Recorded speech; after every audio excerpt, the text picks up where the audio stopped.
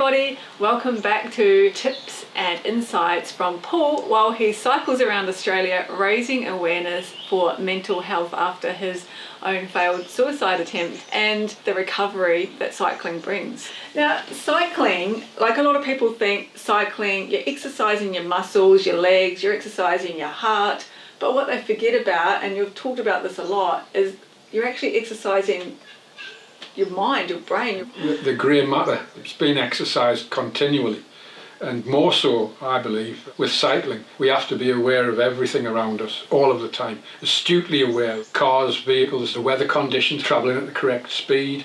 We're not overloading our bicycles, we're not travelling in an unfair manner to others. We're going at a pace that's going to be conservative, but also enough to exercise ourselves. So all this has to be taken into consideration, and we're doing that unconsciously all the time. Balance is a massive thing. People say it's as easy as riding a bicycle. It's the common saying in life. It's as easy as riding a bike. If you haven't done it before, it's virtually impossible.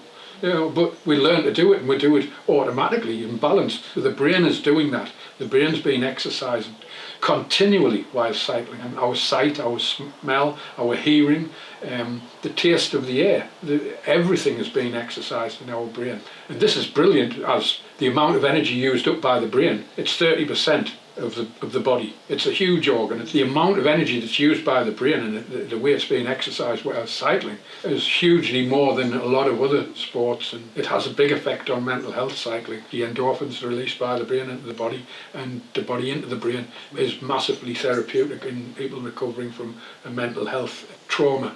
Massively important, cycling towards mental health. And it's strengthening your problem solving, your decision making, your resilience, because while you're riding, there's traffic, there's, like you've talked about, there's the weather, there's, shall I go this way or that way, there's a pothole, oh no, there's, I've got to go quickly downhill, I've got to, there's all these different things we've got to think about. It's almost like a bit of a meditation, but a strengthening of your mind as well. It is. Then goes into the rest of life. And it's something that we don't know we're doing. We're making very, very quick decisions with what we have to do, turning right, turning left, missing the pothole. We're doing that automatically. We don't actually know we're exercising the mind, but we are. And it strengthens our resolve. We have a task at home that we do, and maybe we've been procrastinating for a little while about doing it. But once we've cycled, we go back home and we've energised ourselves. We've got those batteries repowered up and we're ready to go. And if we're doing it continually, day after day after day, the simple thing like putting the garbage out on a night becomes such an easy chore.